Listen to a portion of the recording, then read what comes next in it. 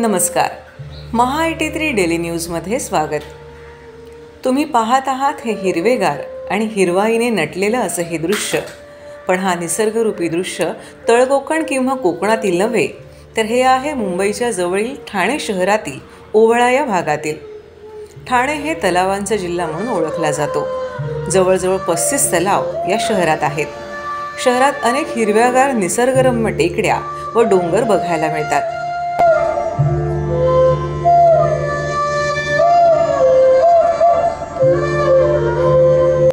ठाणे शहरातील आपण पाहत आहात हा ओवळा परिसर.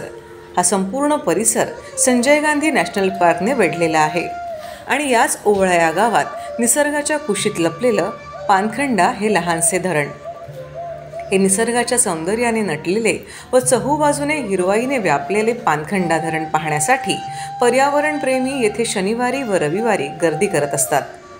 ठाणे शहरातील हा निसर्गाचा मेवा निसर्गाच्या कुशीत लपलेला आहे. आम्ही तो आपणासमोर सादर करीत आहोत.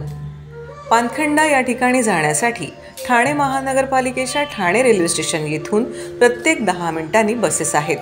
तुमचा हा प्रवास ठाणे स्टेशन ते ओवळा या गावामध्ये फक्त 20 मिनिटांचा आहे. त्यानंतर ओवळा या गावातून पानखंडा या गावात जाण्यासाठी अवघे 10 मिनिटं लागतात. चला तर मग पाहायला हा पानखंडा धरण. पण जरा जपून, पावसाचे दिवस आहेत.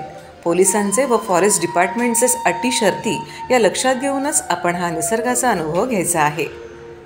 धन्यवाद.